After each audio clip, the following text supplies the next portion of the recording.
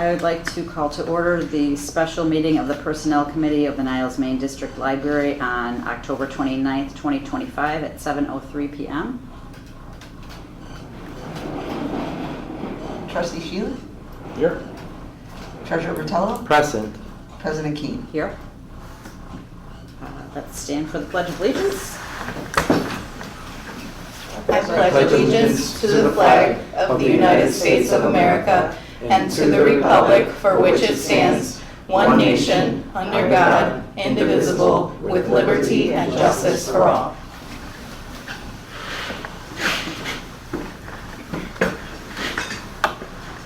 Did you receive any public comment? I did not. Did not. So, and there's no one present.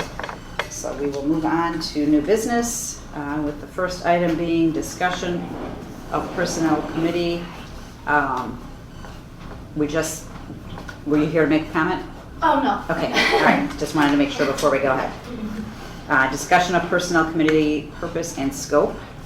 So I did bring with me what our current Personnel Committee is according to our bylaws currently, and so it's just, I'll read it into the record.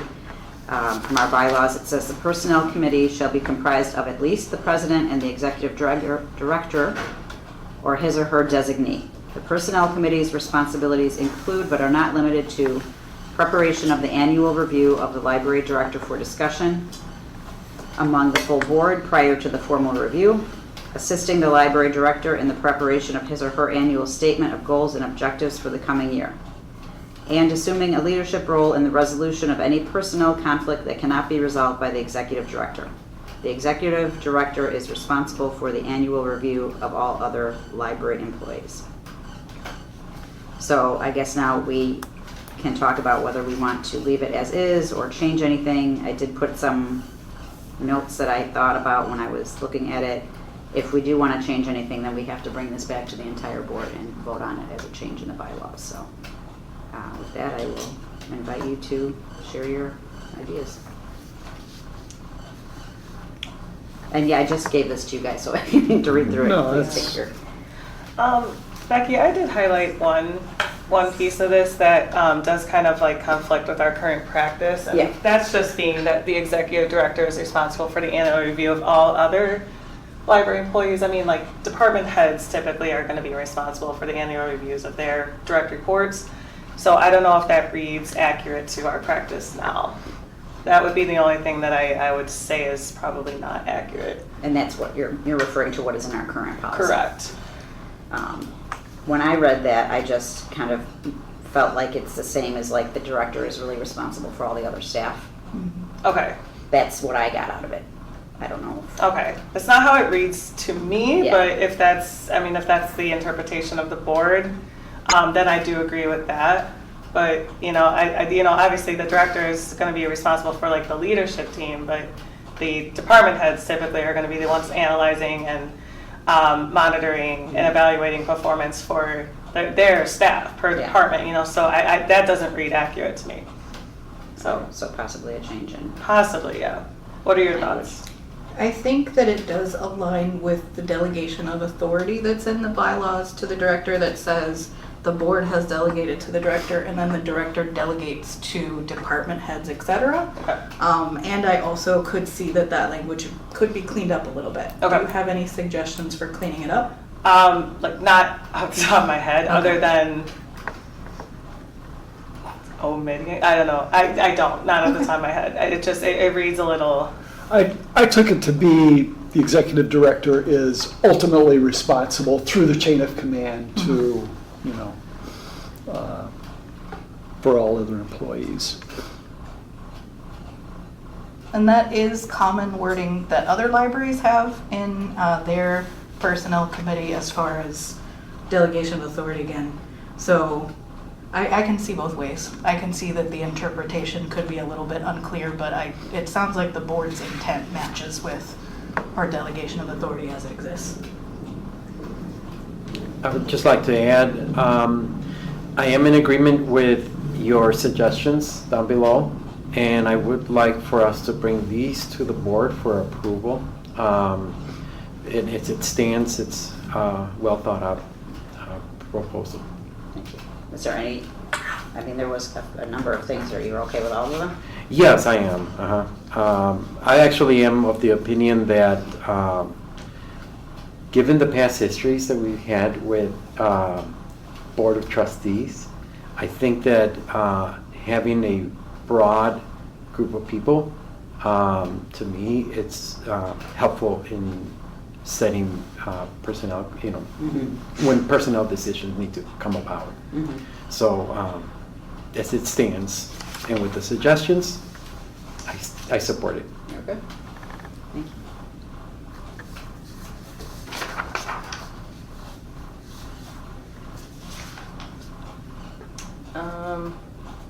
The only other thing I kind of saw here too, so as far as responsibilities for this particular committee, it's saying reviewing and revising the personnel policy manual on a biannual basis. However, we do have a policy committee, so I'm unclear of what the scope of this committee's Right. intention is versus what the policy committee is supposed to be kind of like adhering to. So, and, to be perfectly honest, I have not gone through all the policies. Okay. We have to look through that All right, which is fair, 90-something yeah. page document, so I'm assuming that only part of that is dealing with personnel. No, No, that it's is entirety. the personnel policy manual. Yeah. That is in its entirety. But we do also have other policies that are not related to personnel. Right. That the policy committee could review, but I think that would also need to be clarified in the bylaws. If you make a suggestion to change this wording, you may also want to make a suggestion to clarify the wording in the bylaws about the policy committee So that 90-page document is all personnel? as all personnel. Okay. Right. And I took it to mean that personnel, is it related to employees or contractors or volunteers, as opposed to policy where it would relate to patron services and how we manage programs for the patrons. So that's where I see the distinction, but I believe, I agree with the notion of revising both. If we make one change to one, it should more accurately reflect on the other. Yeah. So I mean, and that to me is a simple solution. I mean, it just involves full discussion with the board, Right. and potentially a second meeting. Yes, well, yeah. There's going to be a couple meetings. Mhm.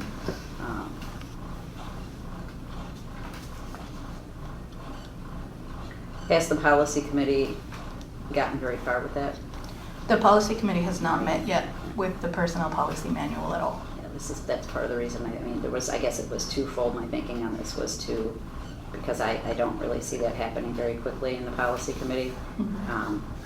And then, and this is a very urgent matter at the moment. I don't want it to sit there and wait. And then the other, I mean, if it's a personnel committee, it deals with the personnel, so I kind of thought it made sense. But I don't know how much will that leave left. How much will that leave for the policy committee to do? There's enough. There's enough work there. Dave, I don't know if you've had the opportunity to read the manual that Cassandra gave us. Thank you, Cassandra. Absolutely. I've been reading that for the past 3 It's weeks. quite a novel. And it is. So I do enjoy that type of reading. Believe it or not. But I was going to get to this, Dave. I thought it was very thorough.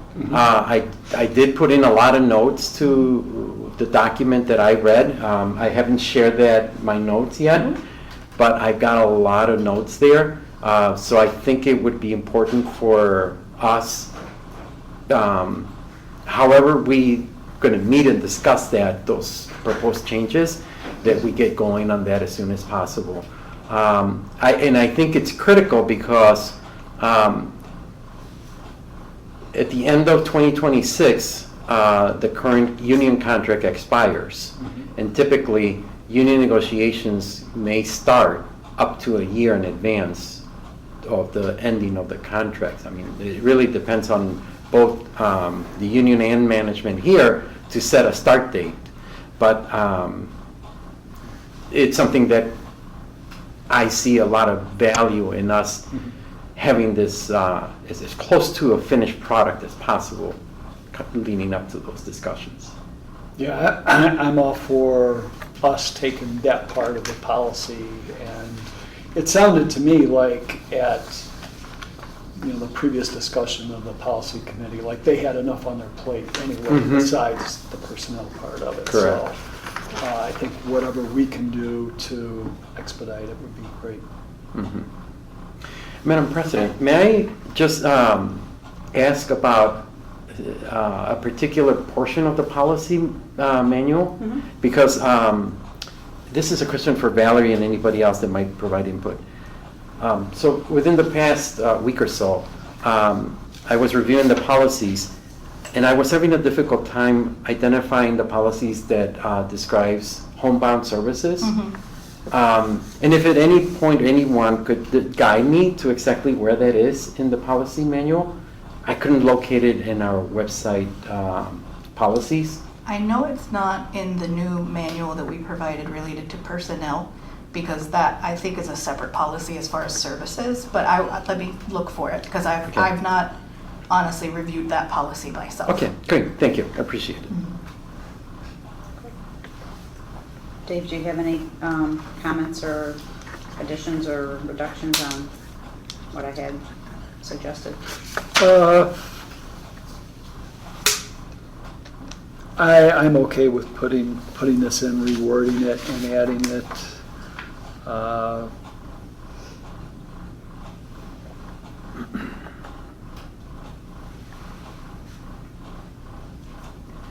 Yeah, I'm fine with that. Okay. You guys are, what do you think about the, I'm asking staff now, reviewing and Rebecca, we did that, with the help of administration, reviewed salaries to ensure we are comparable and competitive? I'm comfortable with that, and just to make this committee aware, I have reached out to HR Source in preparation for potential raise opportunities for non-union staff, which we've been talking about and implemented in January in the past couple of years, to do a just a review of where all of the non-union staff are and help us make recommendations there. That's good. What is the percentage of union to non-union staff? I don't know about percentage, but probably Number of about employees. 90% union, 10% non, Okay. Yeah. roughly there. I think we have, the last time I did reporting, I think it's 78 unionized employees, and then I think we have like 14 non-unionized. Something around there. And what determines them being non-union? Is it the job itself, or they just don't choose to join? So it's the job itself. Anyone who has access to administrative type information prior to the union is considered non-union staff. So we have all of our department heads are non-union. Okay. And myself, Victoria, and Cassandra are Okay. non-union, as well as our administrative assistant and our business office coordinator. Perfect, that nailed it. Yeah, it also includes any staff members who work under 10 hours. So you do have to work Okay. 10 hours or more. So at this Okay. time, we only have 2 employees who are working under 10. Got it. And any of our substitute or temporary staff also do not belong to the union. Okay. I would like to add something, and I want to make sure that I'm speaking correctly on this. But even within the union positions, I would imagine that union membership is not mandatory, meaning it's voluntary. Correct. So while we may have, I don't know how many employees in union titles, but what you're saying is that potentially we have 78 out of whatever total that is, 86. members 86. in union membership. 86 you said was total? 86 is our Total. total staff. Uh-huh. And we have roughly 78 union, well, positions covered by the union, not necessarily, that they have joined the union themselves, but covered by the bargaining agreement, like their positions okay. are covered. Yeah. This is, the information that we're just talking about now, it's relevant to our personnel committee. So I'm going to formulate a couple questions, and then I'm going to ask for more clarification on these numbers. Sure. Because it's important in terms of the upcoming contract Sure. in terms of just. Oh, yeah, we can give you exact Mhm. number, yeah, that's no problem. Okay, great, absolutely. Thank you, really Yeah, of appreciate course. it. Nothing further from me, President. Thank you. Did we answer the question about the search committee? We did not, so, yeah, thank you. So in our bylaws, we have, policy committee, finance committee, personnel committee, and there's also a search committee currently in our bylaws. So my question was, do we want to absorb that into the personnel committee, or do we want to have a subcommittee? If, in the case that we have to fill the director's position. I can tell you what it says in the search committee right now, if that helps. When the position of executive director falls vacant, the board shall immediately select an acting director for the interim and establish a executive director search committee, which shall at least consist of the president and the human resources manager. Applications for the position of executive director shall be filed at the library and available to all board members. The search committee shall report the results of applications and interviews to the board. 5 votes shall be required for the board to hire an executive director, after which the search committee is dissolved. If I remember correctly, that's what we used, right? This, when we were going through Pilar and Right. eventually Valerie. We did. I was pleased with the outcome of the system that we have. Mhm. I don't, Dave, Yeah, you no, I'm weren't fine with here, leaving so. it. Okay. It's usually kind of an isolated situation, so Mhm. Yeah. that's, Right. Okay. the question was there, so.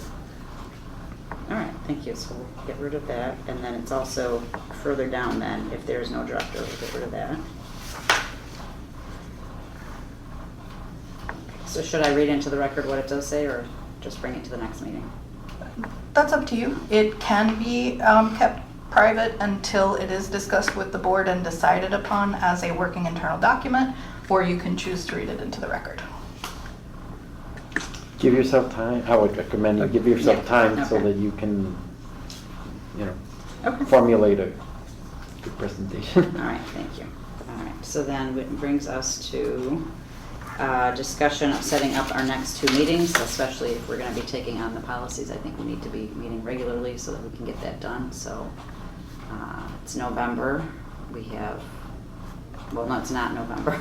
coming up. Next week is November. We have a meeting, 2 meetings in November already. We do. We have the 5th and we have the 19th. Right. And Thanksgiving is the week after the 19th as well. Let's see.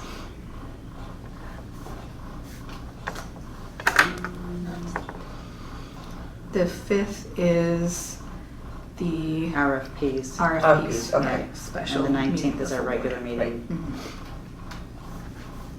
And I am not available on the, do we want to try and meet that week in between?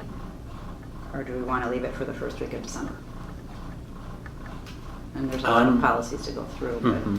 but I'm available on the 12th. I'm not. But I could be available on the 11th. I have marked as Veterans Day. Mm-hmm.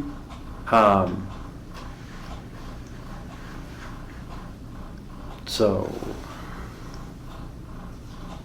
I mean, if we have to, I'll make time.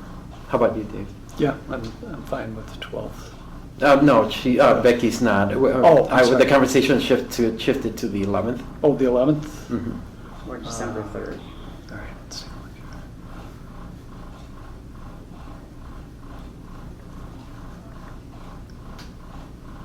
Yeah, I'm fine with that.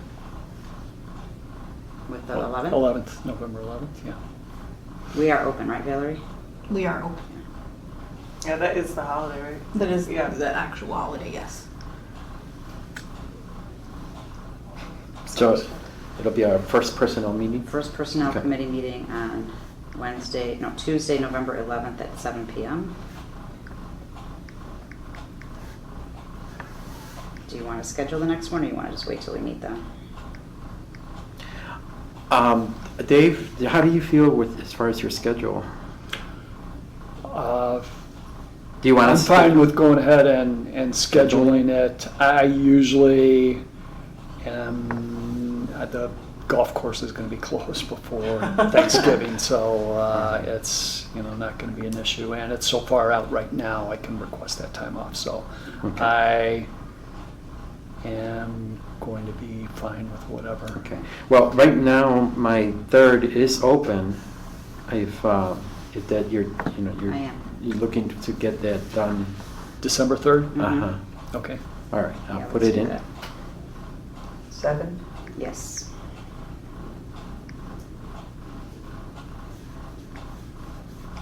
That's a Wednesday, correct? Yes.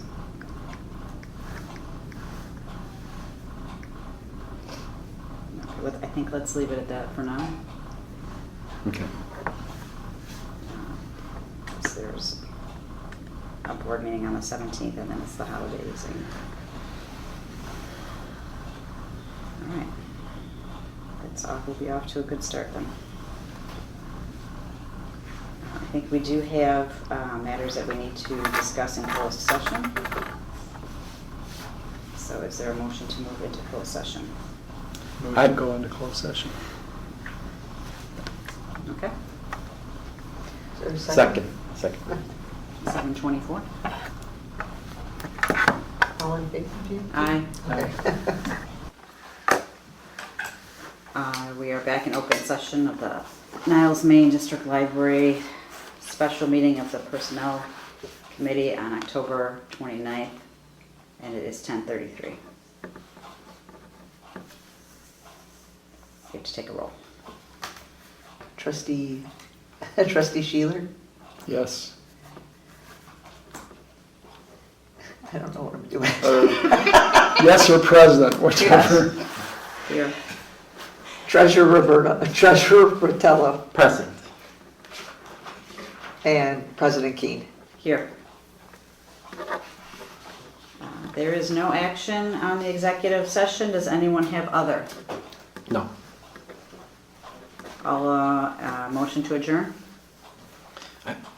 Go ahead. Move to adjourn. Second. All in favor? Aye. Aye. 10:34.